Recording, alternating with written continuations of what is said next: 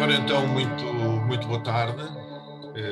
Estamos novamente com uma sessão do programa Reflexos de Vida e Fé. Eu peço desculpa desde já por este atraso. Nós estamos, nossa amiga Célia Costa está com dificuldades técnicas, mas ainda assim nós vamos começar, até porque temos hoje uma convidada. Portanto, eu vou passar ao Alfredo desde já para ele fazer a introdução ao assunto e depois vamos apresentar a nossa convidada e vamos falando como habitualmente. Obrigado, Boris. Boa tarde a todos e a todas. Nós procuramos sempre refletir sobre um tema da atualidade. Acontece que há dias celebrou-se o Dia Internacional do Livro, que é uma data que já se vem celebrando há quase 100 anos. Começou em 1926, por ocasião, na altura, e que tinha sido iniciativa do governo espanhol, por ocasião da morte de Cervantes, o grande escritor espanhol. Em 95, já mais próximo de nós, a Unesco, Organização das Nações Unidas para a Educação, a Ciência e a Cultura, acabou mesmo por instituir esse dia como o Dia Mundial do Livro e do Direito de Autor. E o objetivo era estimular a reflexão sobre a leitura, a indústria de livros e a propriedade intelectual, e o foco tem sido muitas vezes em direção às crianças, cultivar nas crianças o gosto pela leitura. Curiosamente, esta data, o 23 de Abril, onde se celebra o Dia Mundial, ou Dia Internacional do Livro, ou Dia Mundial do Livro e do Direito de Autor, é uma data que tem, com algumas diferenças que são explicadas aí nos anuais, tem a ver com a morte de Cervantes e também de Shakespeare, portanto, dois grandes vultos da literatura mundial. Mas vivemos hoje na era da informação. A leitura está amplamente disseminada. Temos todo o tipo, eu ainda sou do tempo em que vinha a biblioteca itinerante da Gulbenkian, passava pelo bairro e nós íamos à biblioteca itinerante, que era um carro que a Gulbenkian tinha, para ir buscar um livro, depois só passado não sei quanto tempo é que entregámos aquilo e vinha um outro, mas hoje a leitura está amplamente disseminada, lemos todo o tipo de coisas, em todo o tipo de suportes, em todo o tipo de lugares, em todo o tipo de momentos. O acesso fácil ao nosso bolso, onde repousa pouco, tantas vezes o nosso telemóvel, traz-nos um mundo infinito de leituras a qualquer altura. Eu carrego no meu telemóvel o Kindle e no Kindle eu tenho já alguns milhares de livros que eu posso ler a qualquer altura. Perguntas que se colocam nesta era digital, com a multiplicidade de coisas para ler, naturalmente nem tudo literatura, mas que leva muita gente a passar muito tempo a ler. O que é que terá acontecido às grandes obras da literatura? Às de ontem, às de hoje, o que é que terá acontecido àqueles livros com que todos, com muitos de nós crescemos? Neste tempo em que há uma catadupa de informação que nos chega de todas as origens. Lê-se mais hoje, lê-se menos? Livros? Que tipo de livros é que se lê? Falando em leituras, li hoje uma notícia que a livraria Lelo publicou recentemente O Príncipezinho, em ucraniano. E uma parte dos lucros é precisamente para apoiar o povo ucraniano neste momento difícil. E eu gostava de começar com uma pequenina citação deste livro de O Príncipezinho, de Antoine Saint-Exupéry, que é, obviamente, um dos livros da minha vida, é um dos aos quais vou cada vez mais, e que é um livro extremamente simples, extremamente belo, e penso que tem muito de eterno, porque tem muito a ver connosco, com os seres humanos, a nossa humanidade. E tem aqui este trecho que eu gostaria de ler-vos para lançar esta conversa, quais são os livros da nossa vida e como é que os livros nos alimentam e nós nos alimentamos dos livros. A certa altura no diálogo entre o príncipezinho e a raposa, diz Saint-Exupéry, a raposa calou-se e ficou a olhar durante muito tempo para o príncipezinho. Por favor, prende-me a ti, acabou finalmente por dizer-lhe. Eu bem gostava, respondeu o príncipezinho, mas não tenho muito tempo. Tenho amigos para descobrir e uma data de coisas para conhecer. Só conhecemos as coisas que prendemos a nós, disse a raposa. Os homens agora já não têm tempo para conhecer nada. Compram as coisas já feitas nos vendedores. Mas como não há vendedores de amigos, Os homens já não têm amigos. Se queres um amigo, prende-me a ti. E o que é preciso fazer? Perguntou o príncipezinho. É preciso ter muita paciência. Primeiro, sentas-te um bocadinho afastado de mim, assim, em cima da relva. Eu olho para ti pelo canto do olho e tu não dizes nada. A linguagem é uma fonte de mal-entendidos. Mas todos os dias tu podes sentar um bocadinho mais perto. O príncipezinho voltou no dia seguinte. Era melhor teres vindo à mesma hora, disse a raposa. Se vieres, por exemplo, às 4 horas, às 3 eu já começo a ser feliz. E quanto mais perto for da hora, mais feliz me sentirei. Às 4 em ponto já hei de estar toda agitada e inquieta. É o preço da felicidade. Mas se chegares a uma hora qualquer, eu nunca saberei a que horas é que hei de começar a arranjar o meu coração, a vesti-lo, a pô-lo bonito. São palavras que lemos muitas vezes e que são sempre frescas e bonitas. Quais são os livros da nossa vida, amigos? Eu queria só, antes de continuarmos, queria só dar a informação que a nossa amiga Célia costuma estar sempre connosco, comigo e com o Alfredo, está com problemas de computador, não conseguiu resolver, e com muita pena dela, porque ela é que propôs este tema e estava muito entusiasmada com ele, ou pelo menos entusiasmou-se muito com ele, e está com muita pena não poder estar presente. Mas nós temos uma convidada que eu pessoalmente não conheço, creio que o Alfredo conhece, a Célia, que ia apresentá-la. Como a Célia não está, eu vou pedir ao Alfredo que diga alguma coisa que consiga dizer sobre a nossa convidada e depois vamos começar então a nossa conversa. Pode ser? Muito bem, pode ser naturalmente. Conheço a Clara há umas décadas. Estudámos na mesma faculdade, o mesmo curso de Sociologia, fomos-nos encontrando ao longo da vida, não tantas vezes como eu gostaria, mas não sei se a Célia está em condições de apresentar a Clara, porque a Célia conhece-a muito melhor há afetos. Não consegues ouvir-nos? Ou ouves-nos ou não consegues falar? Ela Não. consegue falar, nós é que não conseguimos ouvi-la. Sim. Acho eu. Continuamos aqui com esta dificuldade. A Clara, então, é formada na área das ciências das humanidades, mas tem feito um percurso ao longo dos anos na área do turismo, penso eu, como professora em instituições de formação para pessoas que trabalham na área do turismo.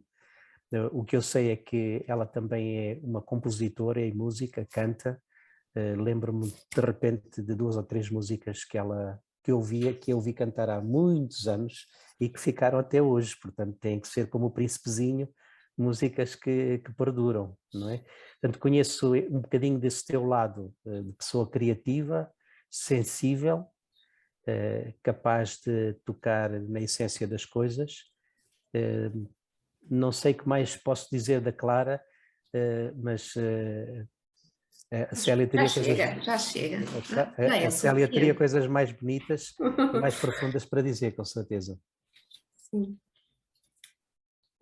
Eu posso avançar então agora, não é? Boa tarde a todos, é um prazer estar aqui, só não é um prazer tão grande porque esta minha sintonia com a Célia é tão bonita que era uma oportunidade de a fazer aqui ao vivo, mas ainda não será desta, será noutra oportunidade. Bom, quando a Célia me falou sobre a temática e disse os livros da minha vida, eu disse, tens a certeza que é comigo que queres falar, porque na verdade eu não sou muito de as coisas da minha vida, os livros da minha vida, os filmes da minha vida, talvez porque a minha memória real esvai-se com muita facilidade e depois eu não sei dizer muito bem quais são, de facto, os pontos marcantes, mas guardo, sobretudo, muitas memórias afetivas do que livros, filmes, situações, pessoas me provocaram. E então eu começava por dizer nesta conversa que não são tanto, vou falar aqui um pouco, não tanto dos livros da minha vida, vou falar de alguns naturalmente, mas é mais a importância dos livros na minha vida, e de facto os livros são fundamentais na minha vida, e livro ainda em papel, gosto muito das capas dos livros, da estética, de ficar horas nas livrarias e naquelas, sobretudo, que têm uns bons sofás para nós podermos estar e ir folheando e vendo e sentindo. Portanto, é uma coisa muito, muito palpável e, de facto, durante toda a minha vida, os livros foram uma companhia perfeita, foram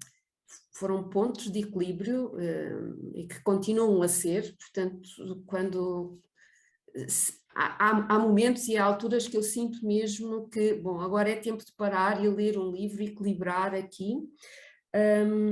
Alguns deles tornaram-se âncoras de vida, não é? Portanto, numa primeira abordagem ao tema, e em alguns que eu vou citar aqui, são alguns que eu lembro, não serão todos os que me marcaram, porque há muitos, mas esta constatação de uma evidência que os livros fazem parte da minha vida, sou mais feliz por eles existirem.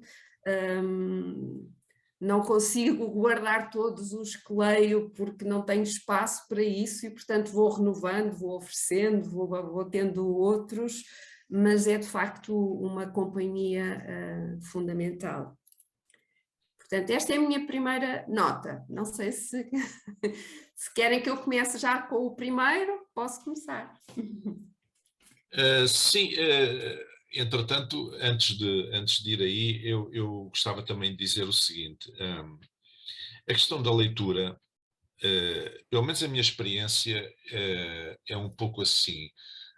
Eu tenho períodos em que leio quase obsessivamente. Sou capaz de ler 2, 3 livros, 4 livros de cada vez, não ao mesmo tempo, evidentemente, mas ir lendo, estar a ler 3 ou 4 livros ao mesmo tempo e ler muito. E tem outras fases na minha vida em que eu leio muito pouco. E eu creio que isto tem a ver um pouco com a disponibilidade interior, porque para ler é preciso conseguirmos estar concentrados, porque não há nada pior do que nós estarmos a ler um livro e chegarmos à página seguinte já não nos lembramos do que é que acabámos de ler na página anterior. E é como se fosse a água a entrar por um sítio e a sair por outro. Parece que não estamos a reter nada. Então, há períodos em que eu realmente estou muito disponível para a leitura interiormente e há outros em que eu não estou. Não sei se isso se passa com vocês também, mas comigo passa-se. Portanto, são fases completamente diferentes. Podríamos dizer quase que era uma espécie de uma bipolaridade, não é? Uma leitura bipolar em que há fases de mania em que nós lemos tudo e mais alguma coisa, e fases de depressão alternam com fases de depressão em que não lemos nada. Não é? Não sei se eu acho que às vezes assim. também, eu acho que tem a ver um bocadinho com os ritmos de cada um de nós, não é? Eu acho imensa graça e admiro aquelas pessoas que me dizem que estão a ler 3 e 4 livros ao mesmo tempo. Se calhar vocês também são eu não consigo fazer essas misturas porque realmente preciso de tempo para absorver e, portanto, normalmente leio mais ou nas férias ou ao fim de semana, numa altura em que eu saiba que eu vou ter tempo para digerir aquele prazer. Portanto, tem que ser um prazer demorado para o qual eu sei que vou ter tempo. E de preferência que os livros sejam gordos, porque gosto de que esse prazer seja assim prolongado e que realmente eu o possa saborear com o tempo. mas encontro variadíssimas de outras pessoas que não são assim e que tipo, gostam muito, por exemplo, de ler à noite para acalmar antes de adormecer, leem vários livros de diferentes tipologias ao mesmo tempo e isso faz-lhes sentido. Eu acho que cada um, como em tudo, tem que encontrar a sua fórmula, não é? Desde que possamos tirar desse momento realmente a riqueza e o prazer que ele nos proporciona e o bem-estar aonde nos pode levar. Se for ficção, se forem romances, eu não consigo ler dois ao mesmo tempo. Isso não porque uma pessoa embranha-se na história e depois às 2 por 3 fica uma grande salada. Mas posso estar a ler ficção ou poesia e ao mesmo tempo estar a ler um livro técnico, um livro mais científico ou outra coisa do género, um ensaio. Isso não me causa qualquer dificuldade. Mas lá está, cada pessoa é um mundo, não é? Cada pessoa é uma pessoa diferente. Mas vamos estava só a imaginar, também de vez em quando tenho 3 ou 4 livros, geralmente mais técnicos. Eu logo vi que a tua cara era mesmo desses. Mas, por exemplo, ler os 100 anos de solidão não dá para ler com outros livros ao mesmo tempo, porque a gente baralha-se com aqueles nomes todos e mesmo só focado naqueles nomes já ficamos ali bastante perdidos com a trama. Mas sim, acho que acabo por ler muitos livros por necessidade, não por prazer. Embora tire muito prazer da minha leitura, geralmente vou atrás de coisas que me são úteis por uma razão e por outra, e nesse caso, sim, são 3 ou 4 assuntos que estão na minha agenda e, portanto, posso ler 2 ou 3 coisas ao mesmo tempo também. Então, eu posso começar pelo primeiro, deixa eu ver, é assim, a Bíblia, pronto, não conseguem-se ver, mas pronto, todos se calhar conhecemos, porque foi realmente o meu primeiro livro. Cresci numa família onde ela era central e, portanto, foi o meu primeiro livro de histórias, porque desde pequena me encantavam todas as histórias que este livro de capas pretas produzia e como ainda por cima depois ao domingo tinha a escola dominical e, portanto, desde pequena nas diferentes classes, nos diferentes momentos em que as crianças se juntavam, era para se debruçarem sobre histórias retiradas a partir da Bíblia. Portanto, realmente este livro foi central, foi o primeiro, foi aquele que me ajudou a retirar o primeiro prazer no contar de histórias e, portanto, aliás, eu acho que ainda hoje maioritariamente a leitura para mim é de facto o prazer de ler histórias e realmente este tinha milhentas e eu ficava fascinada com a variedade de histórias que me chegavam. À medida que foi crescendo, ele foi-me acompanhando e é um livro de cabeceira, não é? É um livro básico, estruturante, é uma âncora de vida. Mas se em criança era todas aquelas histórias que me encantavam, enquanto adolescente já li algumas preocupações muito com os valores que por ali emanavam e de que maneira eu me aproximava deles ou me distanciava e, portanto, aí esse momento já foi mais de algum tipo de confronto e, portanto, nem sempre tão feliz no sentido de que obrigava a um confronto comigo própria que nem sempre era fácil. Em adulta, acompanhando toda a minha vida, hoje é a minha casa, é o meu ninho, é o meu porto seguro, é onde volto com frequência para encontrar esse abrigo. Portanto, este foi sem dúvida o meu primeiro livro e o livro que me acompanha sempre. Nesta lógica também de crescimento em termos espirituais, houve um livro na adolescência que me marcou imenso. Alfredo, era a celebração da disciplina do Foster, não é? Richard Foster. Já mencionámos aqui nas nossas conversas umas 2 ou 3 vezes. Já, que pela mesma engraçado. Eu fui razão. outra vez, porque eu depois já não sei de muitos dos livros, fui à procura dele, não o encontrei, portanto depois fui na net procurar, mas aquele livrinho pequenino, vermelho, com aquela capa vermelha... E não era do Mao Tse Tung esse, porque também há o livro vermelho do Mao Tse Tung. Não, era mesmo este. Era outro livro Celebração da vermelho que também disciplina, marcou. o de uma maneira caminho do diferente. crescimento espiritual. Isto para dizer que ele foi, de facto, um livro marcante no meu crescimento também como pessoa, ali na adolescência, na juventude, porque aí a coisa torna-se mais séria, torna-se mais real, torna-se mais objetiva, e de facto foi um livro muito interessante, e depois quando agora estive à procura e ouvi outras pessoas a falar sobre ele, verifico que realmente ele continua realmente a mexer com muita gente e a fazer essa diferença.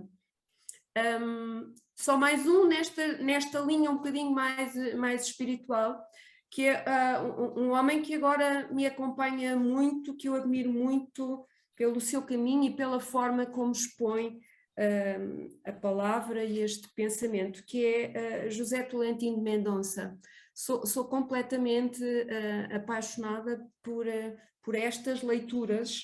O primeiro livro que eu li dele é o Nenhum Caminho Será Longo, e que foi também muito marcante na minha vida já como adulta, na forma como alicerça o meu sentimento de uma relação em termos espirituais com Deus lado a lado, uma relação de amizade, mão na mão, e a forma como o Tolentino de Mendonça escreve enquanto poeta, enquanto homem de Deus inspirado, é de facto...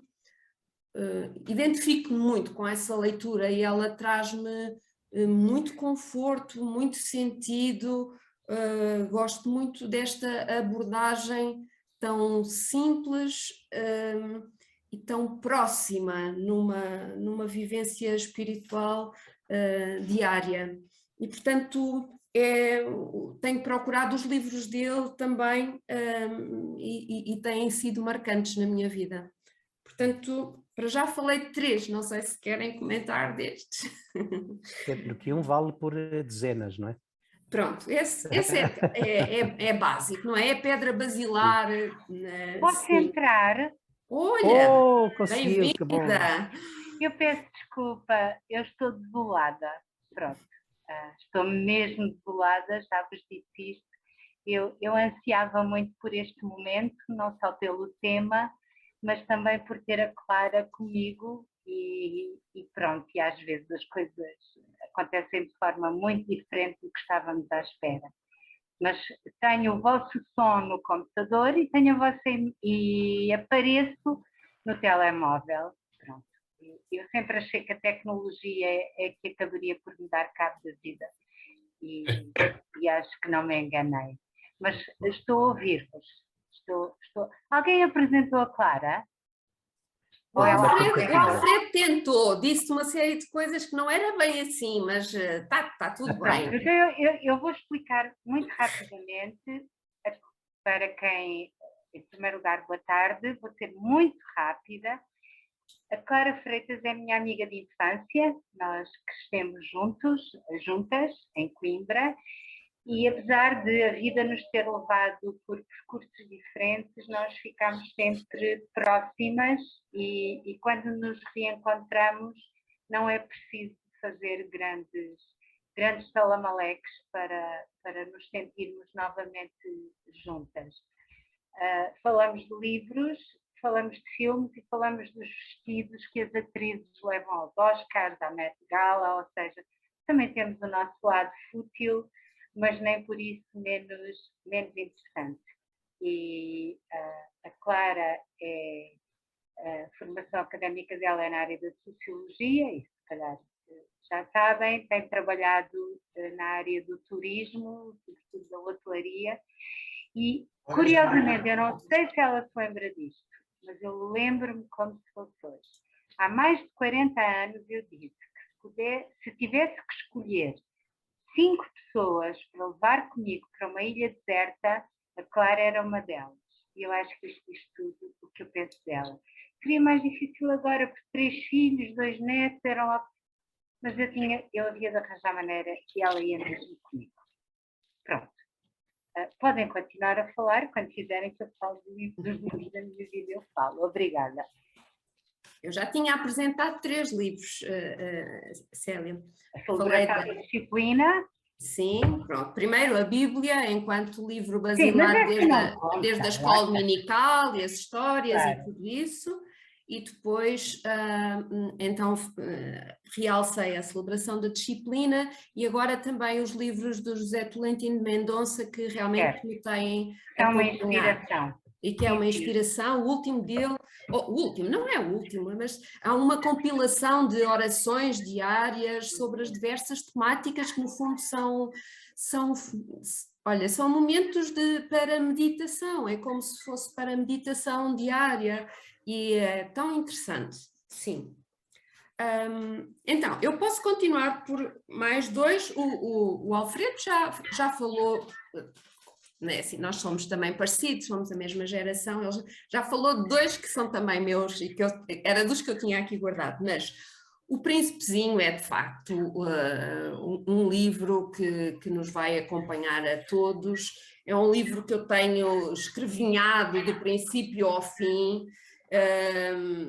seja pelas minhas leituras, seja porque a partir deles fiz palestras sobre eles, fiz aulas sobre eles, fiz uma série de coisas, mas tanto o Príncipezinho como um outro que eu também queria realçar do Luís Sepúlveda, a história de uma gaivota e do gato que ensinou a voar, que é um bocadinho também o mesmo género, ou seja, como a partir destas fábulas, parábolas, destas histórias que parecem para crianças, tiramos ensinamentos tão grandes. Portanto, tenho muita apreciação por este tipo de livros. Sou daquelas que compra livros infantis que têm boas ilustrações e uma mensagem simples, e gosto de os ter e gosto de os oferecer a um adulto, a algum amigo, a alguém, porque acho que cada vez mais a simplicidade da mensagem e da essência não requer muita composição e portanto, livros como estes, pequenos, simples, estes 2 que mencionei são de facto livros que estão presentes na minha vida.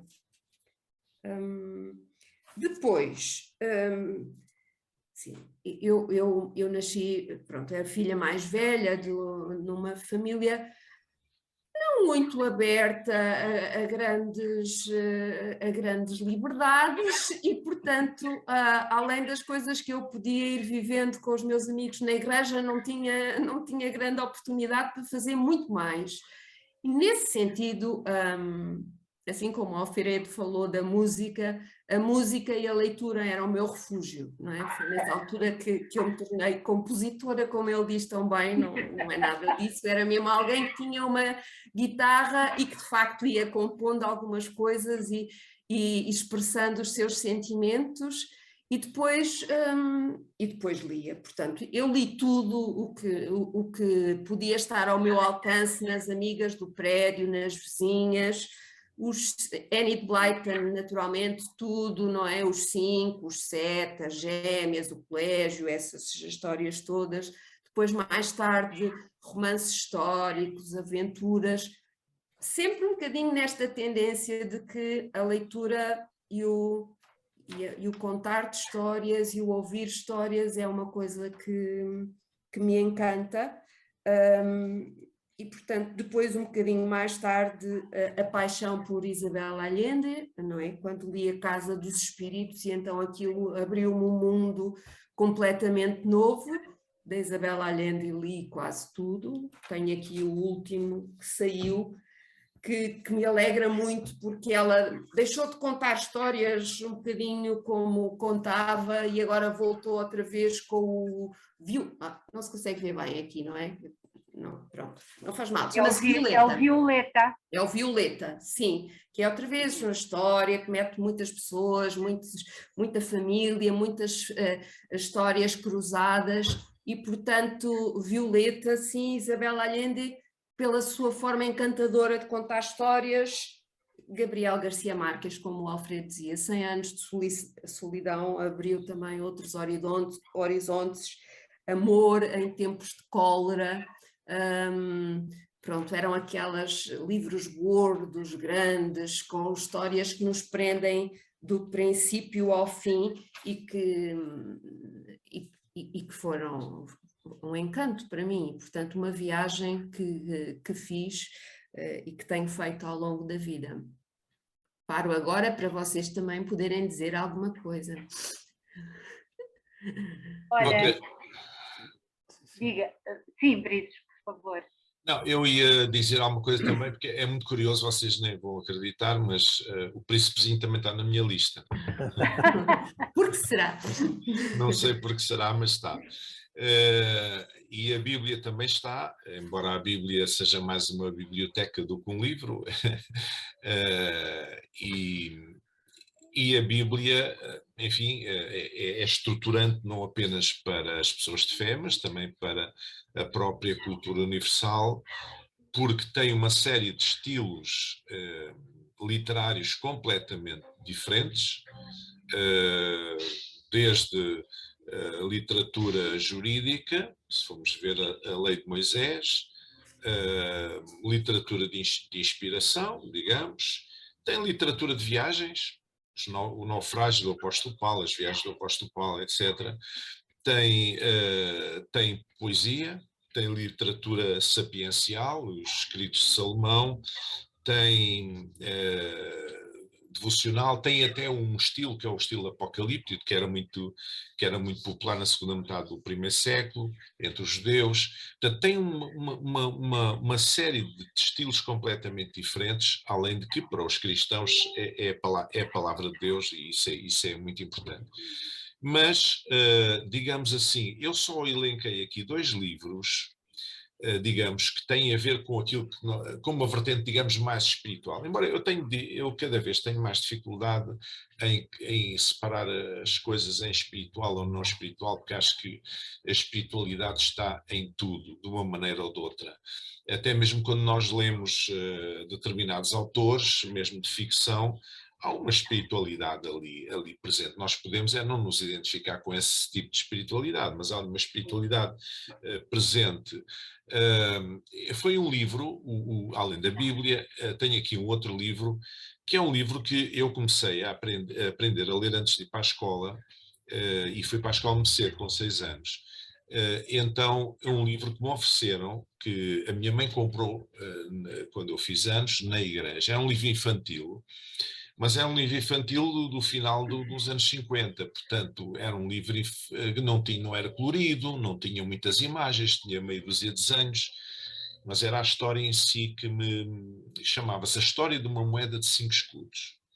E era muito interessante, era um livro digamos, de inspiração cristã, mas foi um livro foi o primeiro livro que eu tive meu, digamos assim. Eu tenho talvez milhares de livros e esse ainda o guardo com muito carinho, porque é um livro muito especial na minha vida.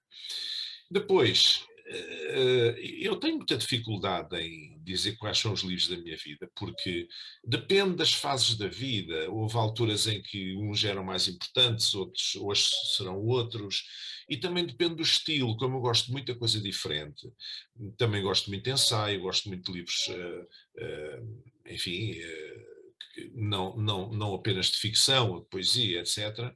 Eu tenho alguma dificuldade, então eu reportei-me um bocadinho aos clássicos que são estruturantes da cultura europeia, digamos, a cultura do Ocidente, que é a Odisseia, do Homero, E depois também acabei por elencar aqui a mensagem do Fernando Pessoa e os Lusíadas, do Luís Camões, não é?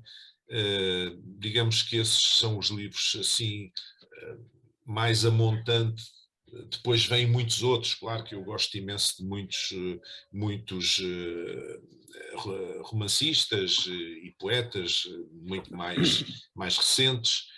E finalmente, tenho que dizer que os livros da minha vida também são os meus, aqueles que eu escrevi, não é? Querem ficção, querem poesia. Mas... Briços, é só por dizer que aquele que me ofereceu outro dia ainda não chegou à minha mão. Eu não sei o que é que a minha mãe lhe fez. Ai, mas, não? Pois não sei, ela tem-no ali no quarto e eu acho que ela gostou tanto dele que agora não quer partilhar comigo. Está a parecer muito mal, sobretudo não se espera isso de uma senhora daquela idade, não?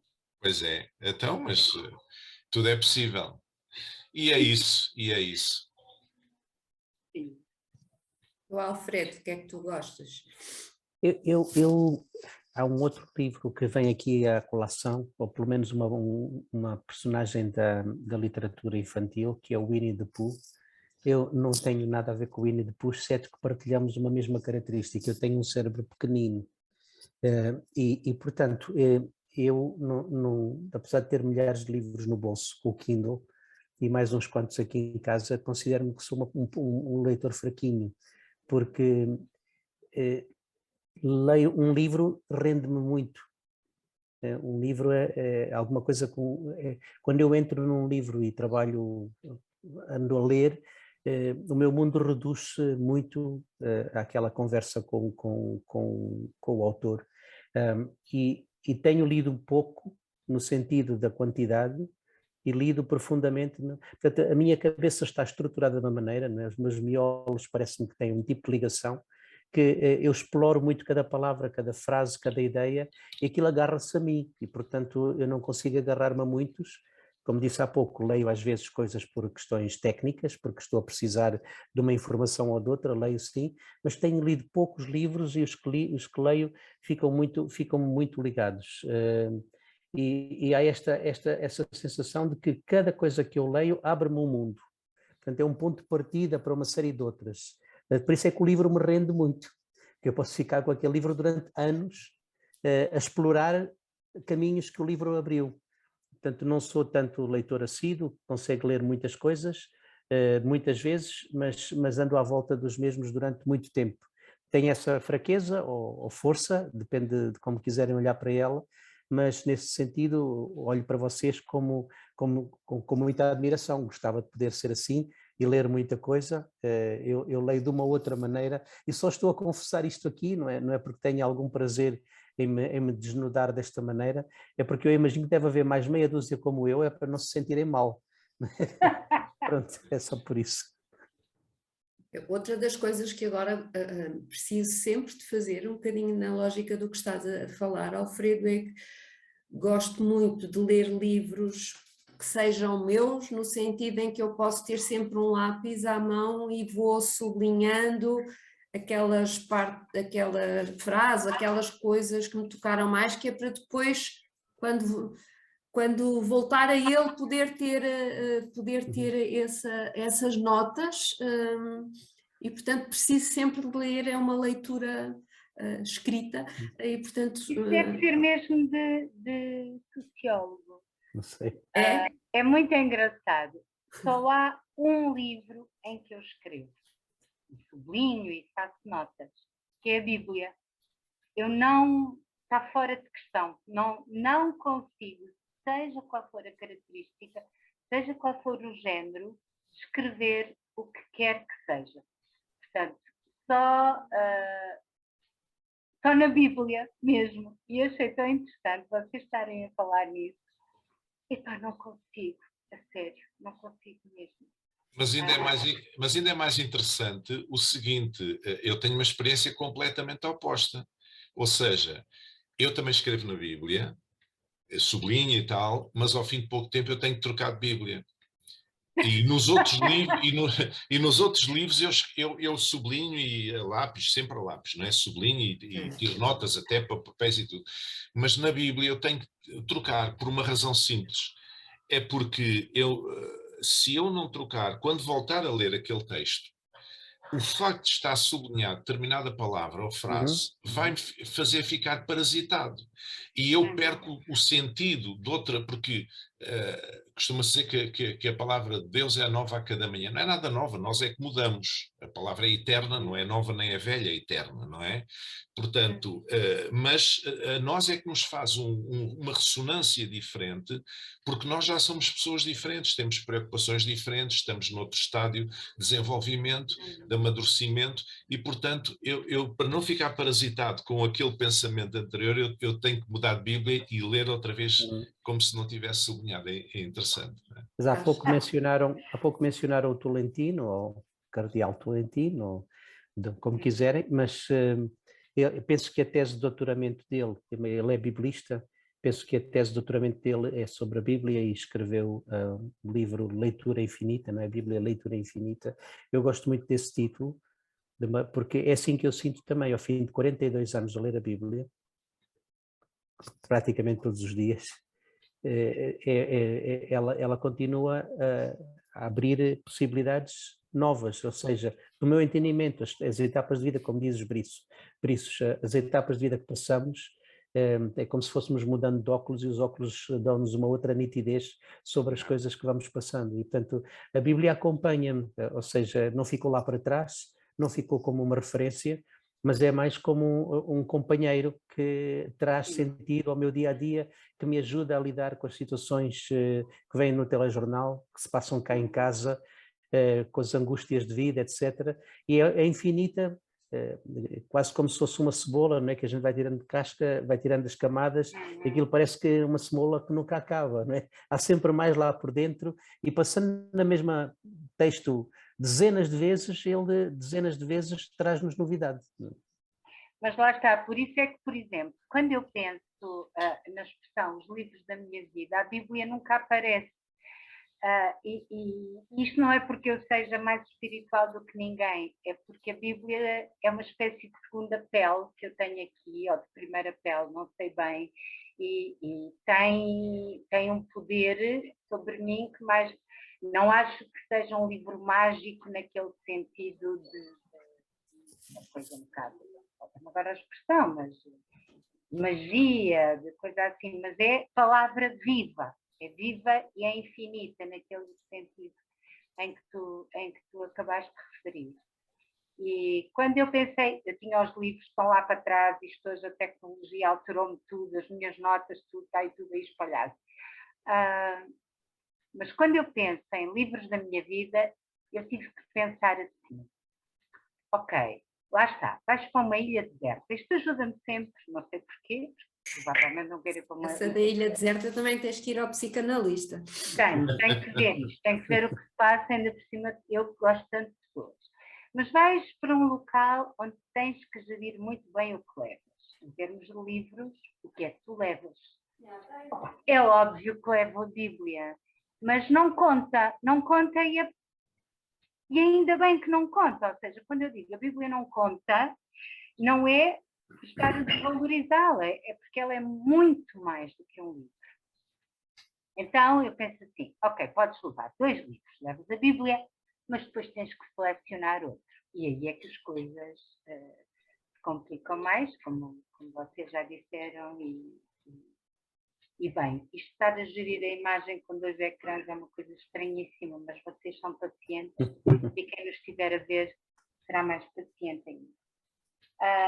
E de facto há um livro que se eu tivesse que me despojar todos os livros que possuo, exceto um, eu guardaria, que é O Paris é uma Festa, de Hemingway. Hemingway é o meu autor não português preferido. Eu leio aquilo como quem saboreia o melhor chocolate do mundo. E o Paris é uma Festa foi um livro que ele escreveu nos anos 20, é um livro autobiográfico, Aliás, ele não escreveu nos anos 20, ele escreveu mais tarde, mas fala dos primeiros anos que ele viveu em Paris, quando estava a tentar tornar-se um escritor. As pessoas que ele conheceu naquela altura. E durante muito tempo eu tentei perceber porque é que aquele livro mexia tanto comigo. Eu já o li de vez em quando, sei passagens inteiras de cor. E, no entanto, de vez em quando volta ele. É um livro que dá muita fome e muita sede, portanto não se aconselha a quem estiver a fazer dieta, porque o Hemingway era um homem grande e no início da vida dele, ele e a primeira mulher viviam com dificuldades financeiras, portanto ele nunca comia o suficiente, ele estava sempre com fome. Ele estava sempre com fome e com sede, e é por isso que os personagens dele estão sempre a comer e a beber. Ele projetava nelas a fome e a sede genuínas, reais que sentia. Eu acho que acabei por perceber que aquele livro conquistou porque mostra que a arte vive, a arte surge e desenvolve-se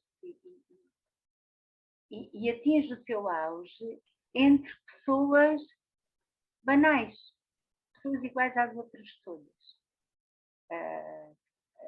O livro tem N personagens famosos da época, como, sei lá, Gertrude Stein ou o Scott Fitzgerald, enfim, é o Paris dos anos 20, não é? Portanto, com toda a gente que queria ser alguém no mundo da arte a viajar para lá. Mas aquilo são tudo pessoas como nós, cheias de fraquezas, cheias de fragilidades. E, no entanto, capazes de concretizações verdadeiramente sublimes. E que nos lembram que todos nós fomos criados à imagem e semelhança de um Deus Criador. E isso leva-me para, e eu não vou falar muito, é porque cheguei atrasada, seria de mau tom, mas isso leva-me para o livro que, dos autores cristãos, mais me marcou e mais influenciou a minha vida.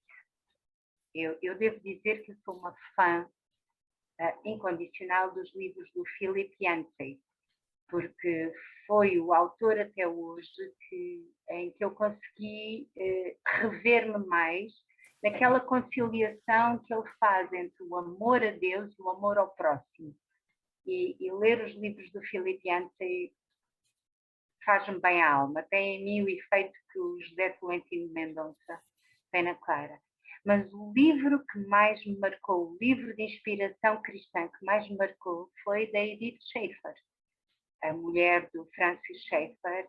Ela escreveu um livro grandinho, grossinho, que é What is a Family? O que é uma família?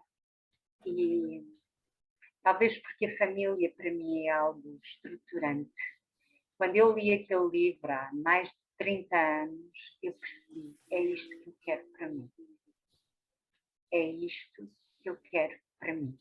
E aquilo que eu depois construí com a minha família foi muito inspirado. Eu fui ali buscar muitas referências, identifiquei-me com aquele modelo profundamente e consegui ver ali a marca de Deus em cada página. Isso foi muito reconfortante, mas ao mesmo tempo pensei, eu consigo e eu quero ser esta esposa, eu quero ser esta mãe, eu quero ser esta mulher, porque ela estimula, aliás, todos os livros dela estimulam muito a minha criatividade, a minha imaginação e o desejo de pôr em prática coisas em que eu acredito. Claro que há os livros todos do John Stott, claro que há o maravilhoso Celebração da Disciplina. O meu acabou numa mochila encharcado por uma garrafa de água em muito mau estado, coitadinho, mas marcou-me profundamente. Claro que há muitos outros. Eu tive a sorte de nascer e crescer numa casa cheia de livros. Tinha um pai e uma mãe que que liam muito. E isso foi uma riqueza imensa. Eu digo sempre, e repito, muito consciente do que estou a dizer, uma das maiores bênçãos da minha vida foi ter aprendido a ler.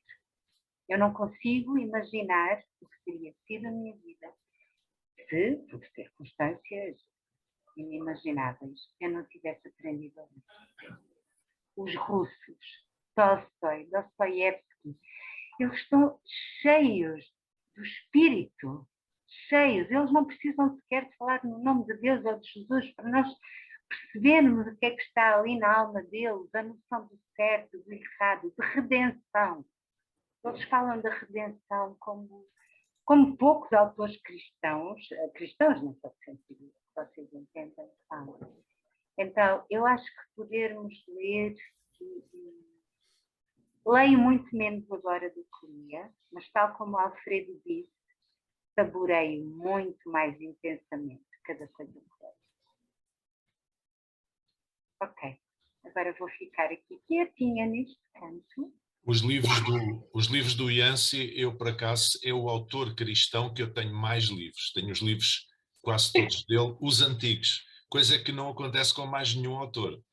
E claro que o Stott e o C.S. Lewis também são autores fundamentais. Faltava C.S. Lewis. Por isso é muito difícil nós... Mas eu gostava só de...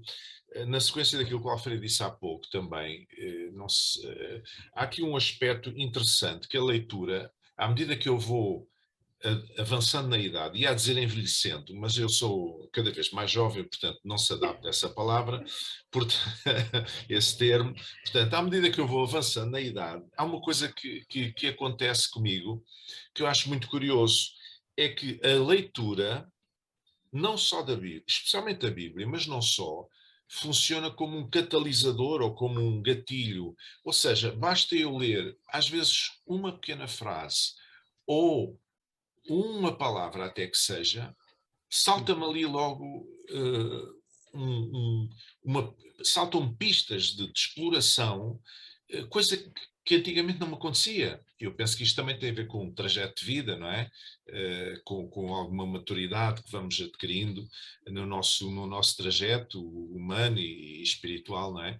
Mas é uma coisa curiosa. Eu não preciso ler muito a Bíblia para retirar conteúdos desafiadores, inovadores, revelatórios, profundos, digamos assim, sem grande dificuldade.